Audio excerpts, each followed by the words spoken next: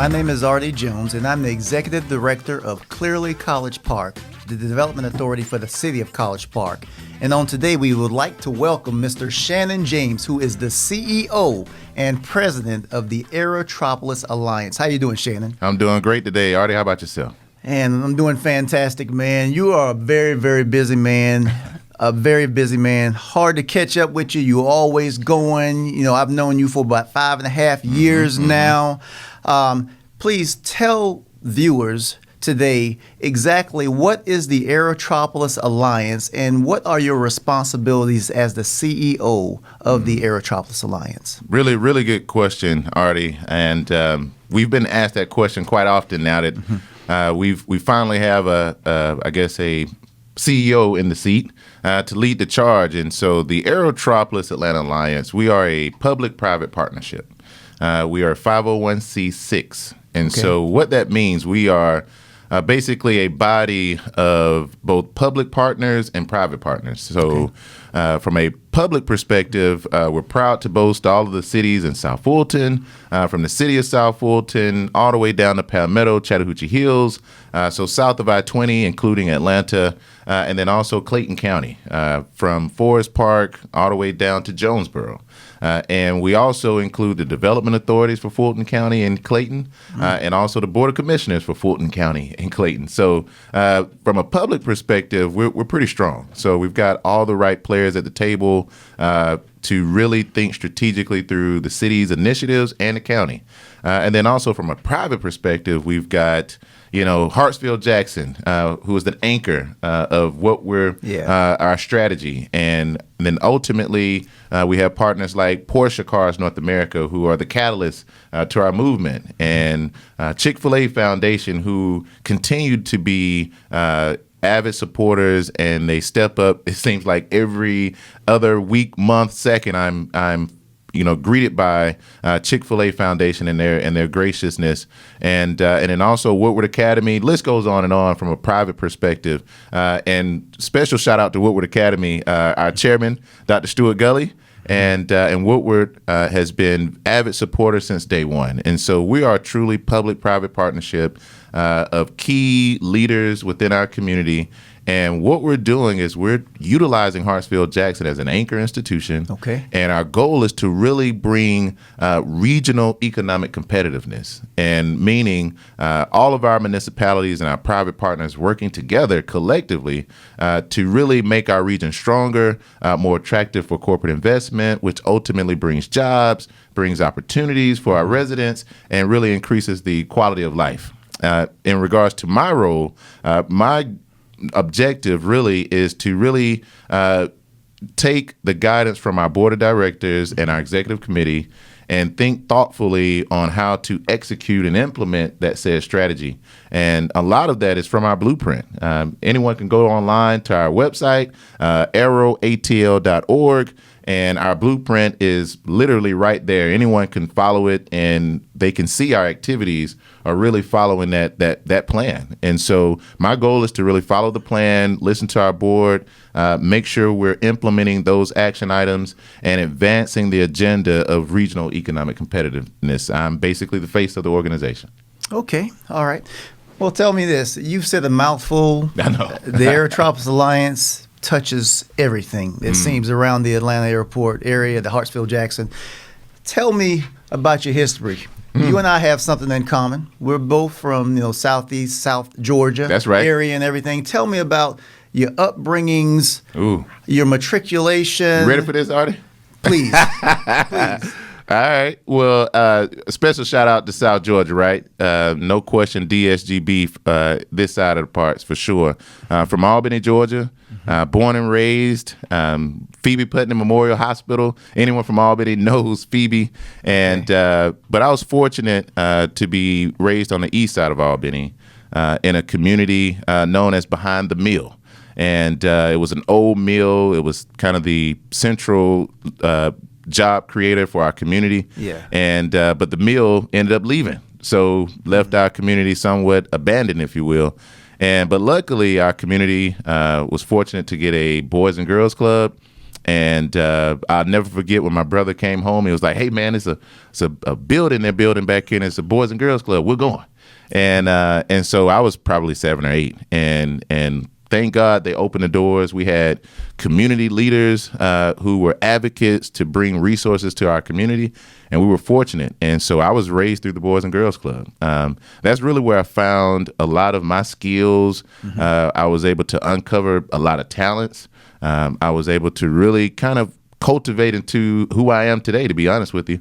Surrounded by mentors, I was really fortunate. And so through the Boys and Girls Club, I really found my passion for basketball. I ended up getting a scholarship, going to Valdosta State University, which we talk about a good bit. Go Blazers! And so finished my career there in 2004.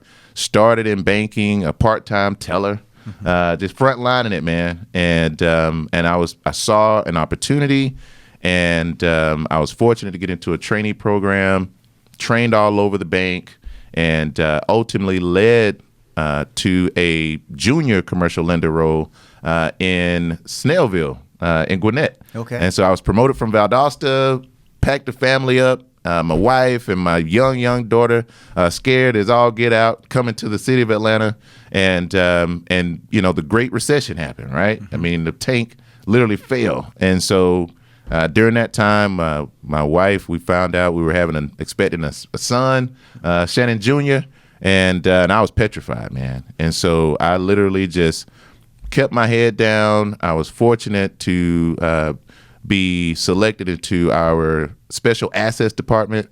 For anyone who understands special assets in banking, right? There was a lot of them about that time, Ooh, right? Lord have mercy. It was like drinking water from a fire hydrant, man. I was like, what am I doing? And but I learned the most during that time, Artie. And it really allowed me to understand, how deals are done and how projects can impact each other. And in understanding globally how to protect yourself. And it's really helped me as not only as a former banker, but also in this role today.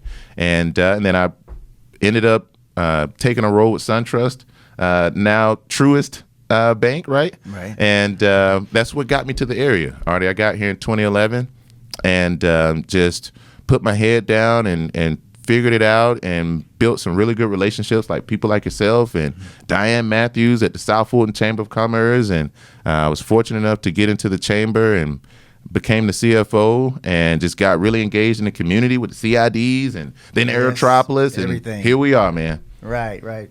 Well, that's great. That's a great story. I really enjoy the Boys and Girls Club. I mean, when I grew up, there wasn't one in my town, but there was one in the town where my cousins live in Brunswick, Georgia. So during the summers, I would always go there and we'd play basketball. I mean, we would always be involved in something, throughout. Yeah, man. But they really teach you how to get along with others. They teach you about leadership. They expose you to things that you wouldn't normally be exposed to, right. In the community, at least in Brunswick, Georgia. So I want to give a shout out to the Boys and Girls Club. Thank you. Yeah, man. Shout out Boys and Girls Club all day, man. Yeah. So for our viewers, and there's some, as far as for clarification, as an economic development director locally, I'm responsible for, retaining business, going out recruiting business, helping business to expand. And I want viewers to understand what it is that you do versus what I do. Good so question. They can see how we work together as opposed to bumping heads, because some communities, economic development folks, sometimes they lose track of exactly where their responsibility ends and where it kind of begins. So kind of elaborate on that a little bit. Really good question, Artie. And, this is something that I'm really glad you asked, right? Because people, I think, get confused about, okay, what are we doing that's, separate than Artie in clearly College Park, right? And so, my role ultimately is to be a added mechanism or support or resource to you. And to all of our EDs in the region.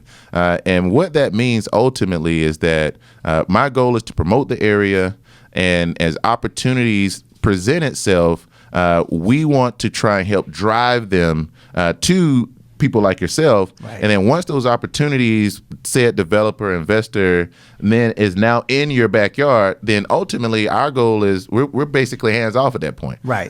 This is your job. You're the expert. And so we rely on your expertise and all of our other economic development directors to really manage that process. And ultimately, if there is a need for us to come back in to try and, help close the deal, whether it's introducing them to key stakeholders or getting them in front of the right people, helping them understand the resources in our market, whether it's workforce development, helping them understand the resources in our area. That's where we come in, right? We help them understand what's in the region, what's happening, what's transitioning, how things can impact and support what it takes to get them to land in this area. So by no means are we doing economic development. What we are, in essence, is a coordinating body. That's the way I try to explain it to most people. We help coordinate. We help a lot of the ancillary opportunities, and then to help drive more at bats for you guys. And then at that point,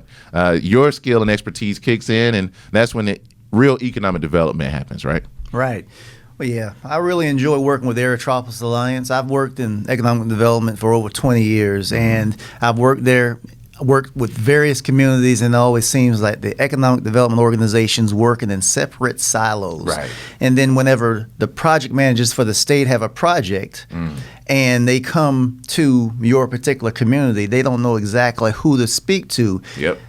Most times they're going to go to you, and you're going to figure out, okay, this community has what you need, this community has what you need, this community, and you share that information, and then we're off to the races. You hit it. You hit it. It's kind of a seamless process that helps give the local communities a bigger voice.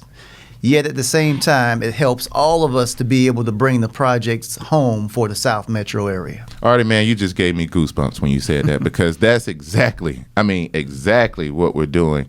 I hope our listeners and our viewers have really caught that message, right? Because we did something as a region that hasn't really been done before. When we brought all of our cities to the Georgia Power Experience Center, and we presented to state project managers, State of Georgia Economic Development, and we helped them understand the opportunities and the assets that exist south of I-20, it really opened their eyes. And then we basically said, hey, we want to make it easier for you. And so we've all collectively agreed that, hey, you've got a one-stop shop with the Aerotropolis. If there's a project, an opportunity, just as you mentioned, that makes sense, then all we do, we don't have a bias towards any city. Right. What we have a bias towards is the region, making sure that the projects land in our area, and we have more at-bats for these projects, which ultimately brings jobs. These projects bring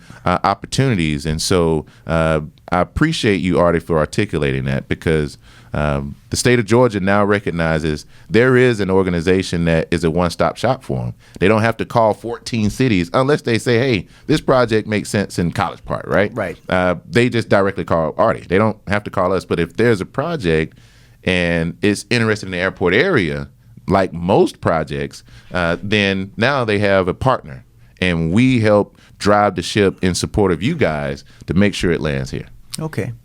Tell me this, how important is collaboration amongst all the various jurisdictions? How important is that collaboration, especially with what it is that you do within your organization, the Aerotropolis Alliance? Man, Artie, it is the most important ingredient. It is the secret sauce, right? I mean, if anyone wants to know the secret sauce to what we're doing, is partnership, collaboration, right? Because ultimately, once you have that multi-jurisdictional cooperation, we're stronger together, right? Because now we have a much larger and stronger voice. And once you have multiple jurisdictions having this idea of regionalism, then it makes life easier. It makes us more attractive. And it allows us to get more things done, because ultimately, once you've got an organization like the Aerotropolis who understands what's happening in Hateville, understands what's happening in East Point, College Park, Forest Park, in these areas, then we're able to kind of help think through, how do we partner if we're all saying the same thing? Well, how do we make it more seamless, right? How do we make it more cohesive so we can advance our region to be more competitive? And in order to do that, you got to cooperate. You got to partner. Right. And I think we've shown Metro Atlanta how to do it at a very high level. Okay. Well, tell me this. How can businesses get involved with the Aerotropolis Alliance? How can they engage, take advantage of the various resources that are available, the information that's available? It's a good question. So for us, for businesses, when the biggest component that we offer, especially to companies and corporations, is the opportunity to connect for workforce solutions.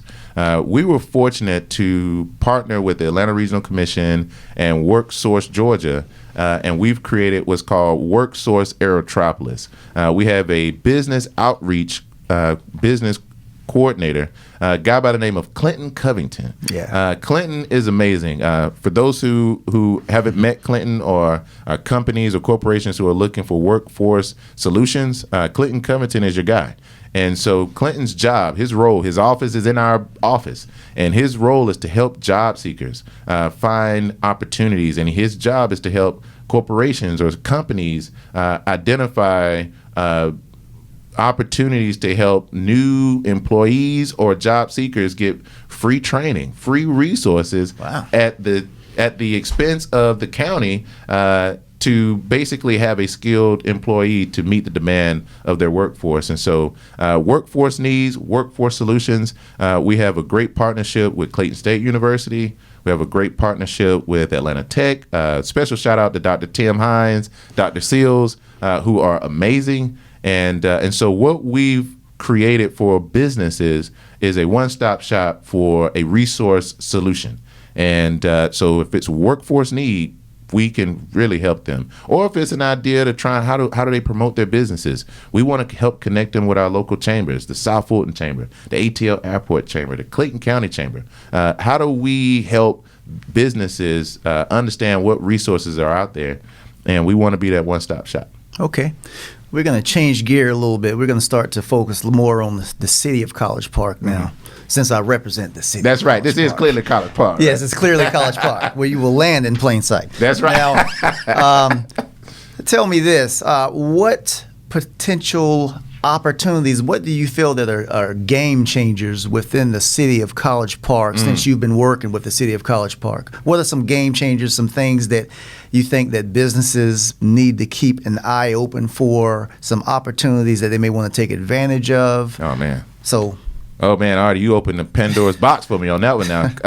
Clearly, College Park, I will say that, Artie, yourself, and Bida, Mayor and Council have done a really good job of creating an ecosystem for opportunity. And in College Park, there's so many, right? There's the multimodal, the MARTA connection that drops you in the smack dab center of College Park, Main Street. And there are restaurants in that area that really feed to the amenity aspect of College Park.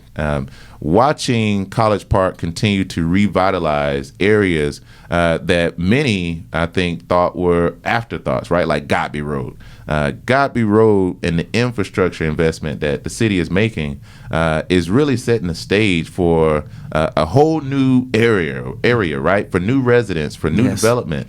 And so for a developer, an investor, a small business, or someone looking to reside in the city, there are developments that are speaking to their needs. And new, old, if you will, College Park is really creating that ecosystem. You've got the number one institution in the state of Georgia, in Woodward Academy. Yes. So there's no doubt there's a room for education. And special, again, shout outs to Dr. Gully and Mary Leslie and everyone at Woodward. But, College Park is really setting the stage with the Gateway Center.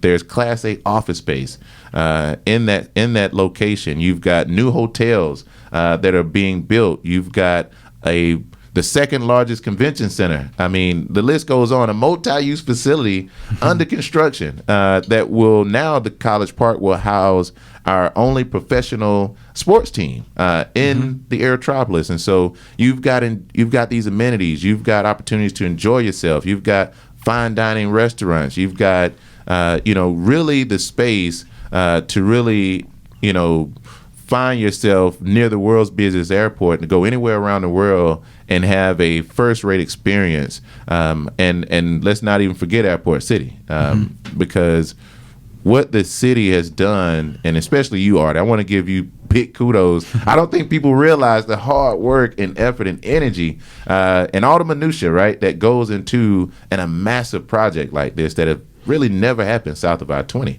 And so now the city is bringing some superior products of amenities and housing and quality of life and connectivity, right? You guys are right next to 85, 285, the Divergent Diamond interchange, so you can get on and off very quickly from Camp Creek. I mean, the list goes on, Artie. I mean, I feel like you guys, you might need to put me on the staff over there.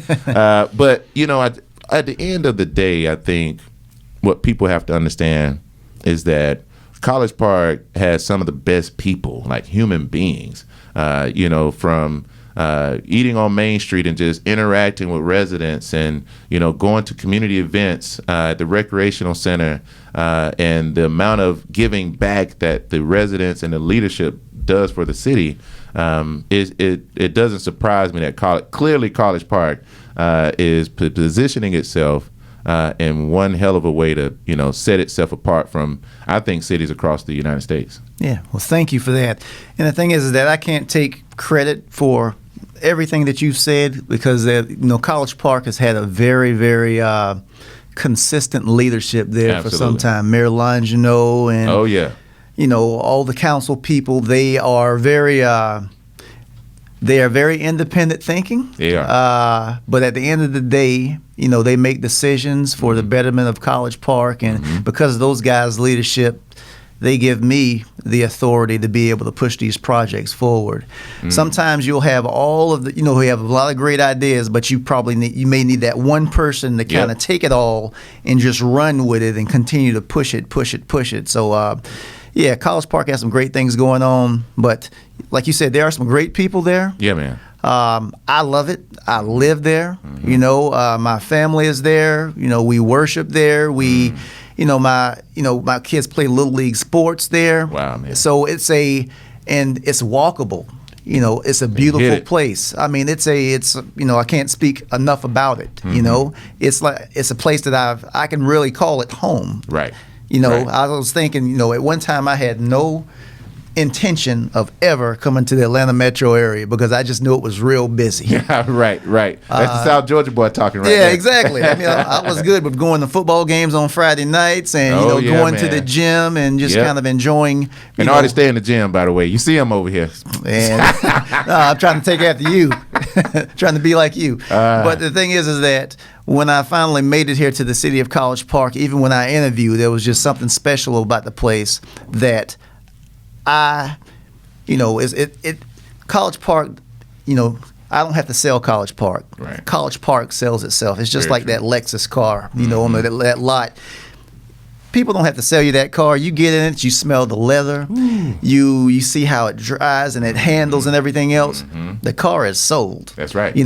College Park is the same way. I feel that if I can get any developer here in the city, drive them around, show them what we have, show them what we're doing, show them the vision of where we're going, it's sold. You hit it. So it's like I said, College Park does some great things underway here, and I'm just happy and I'm humbled to be able to be a part of it, and also to be able to work with people like yourself, no doubt, Dr. Gully, and the host of leaderships around the Aerotropolis.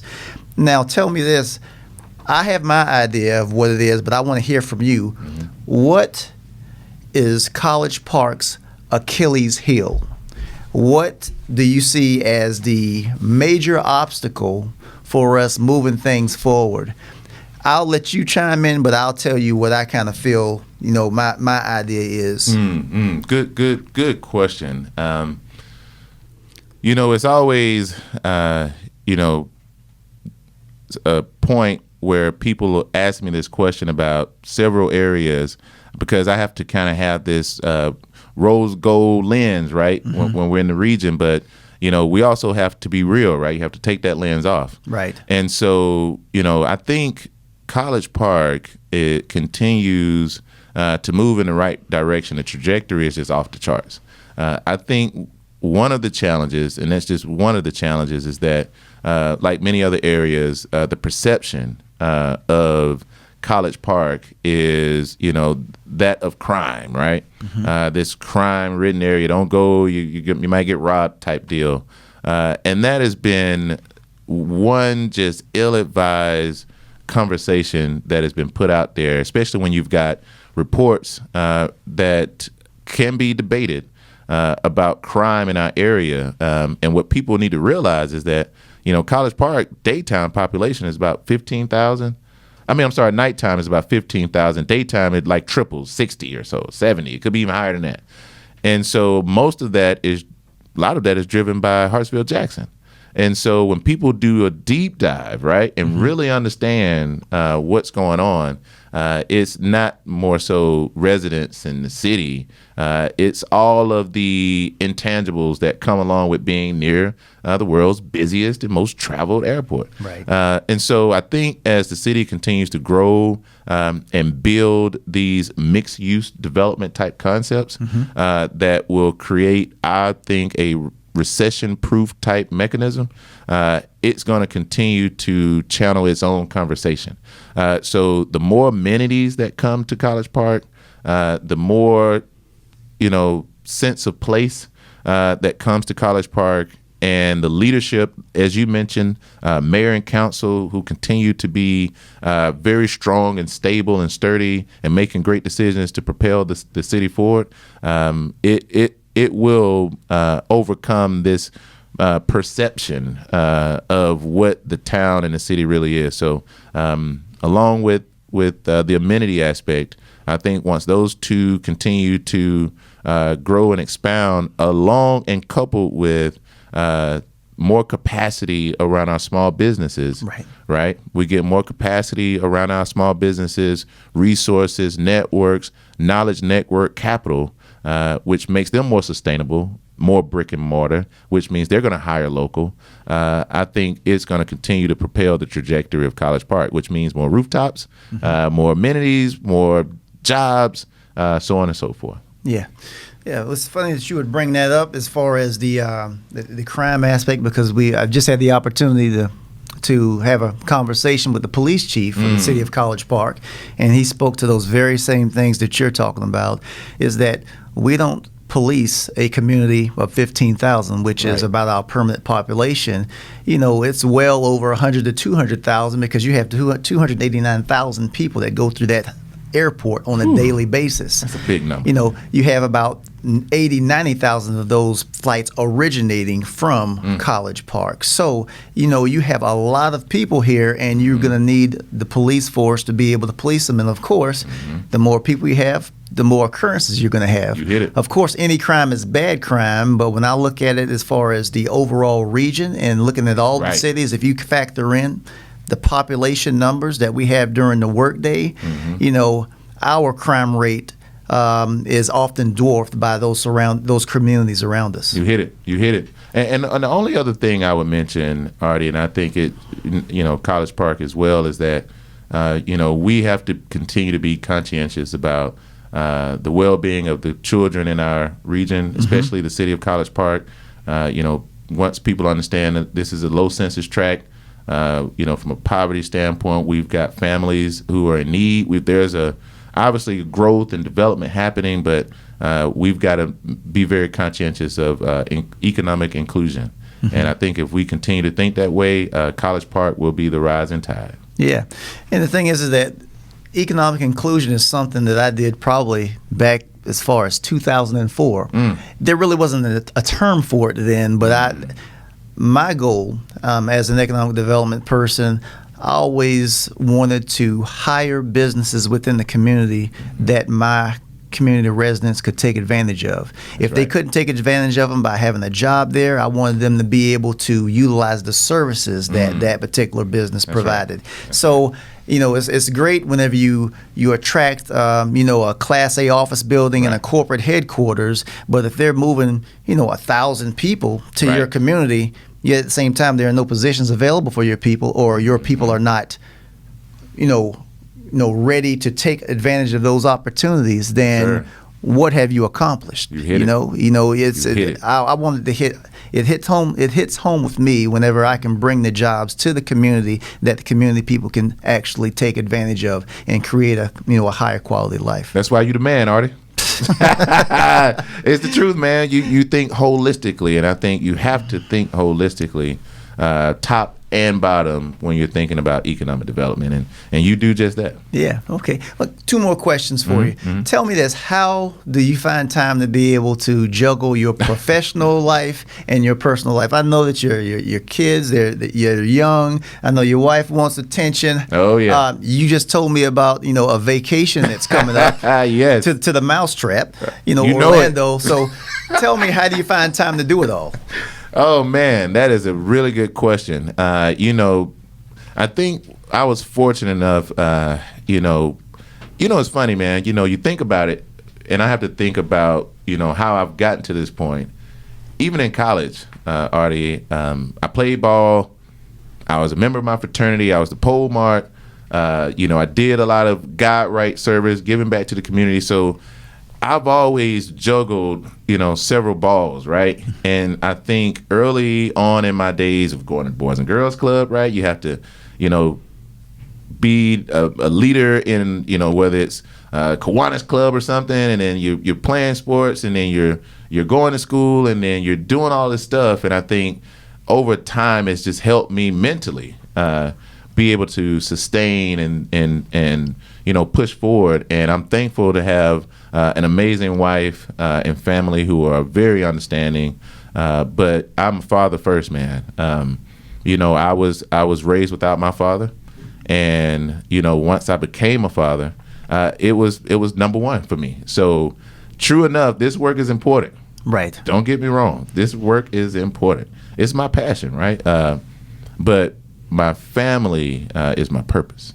And so when I leave, when I finish, you know this. You and I have talked, and I'm talking to some kid who's coming to volunteer to do some stuff, or I'm with my son and we're shooting J's or something. I just try and figure out how to, still accomplish what I need to do, but still give my kids and my family the attention they need.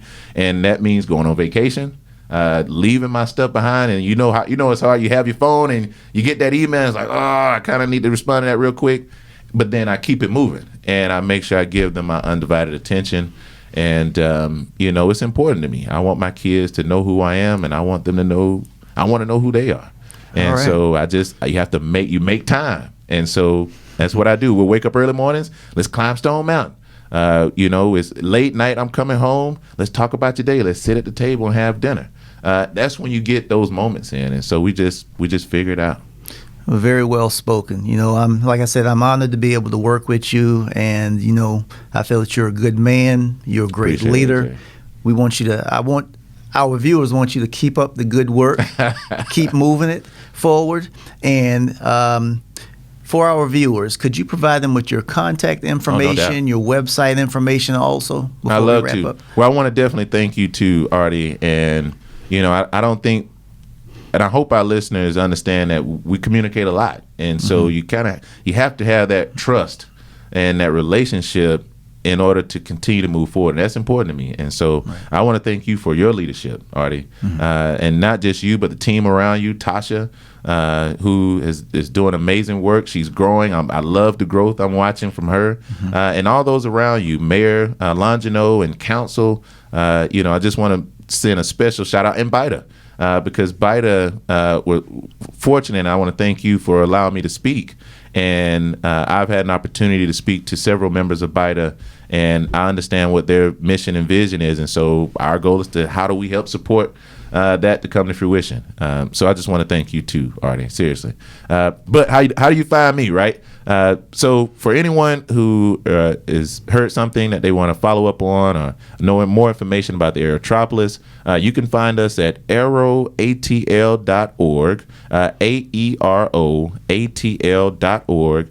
You can also follow us on social media. We're pretty aggressive on social media, so you can follow us on LinkedIn, Twitter, Facebook. we're even talking about now getting the IG, right? So soon we'll be in the IG world, and it's AeroATL. Seriously, hashtag us, follow us. And not only the Aerotropolis Atlanta Alliance, I also want to send a special shout out to our Aerotropolis Atlanta Community Improvement Districts. I also sit on the board, and there's a lot of activity happening with our CIDs, and you can follow them as well at AeroCIDs, AeroCIDs.com. And so you can find information about our Community Improvement District as well. All right. Well, thank you, Shannon. Thank you. And I'd like to thank our viewers for tuning in today as we have met with Shannon James, who is the CEO and president of the Aerotropolis Alliance. We look forward to speaking with you soon at Clearly College Park, where you will land in plain sight.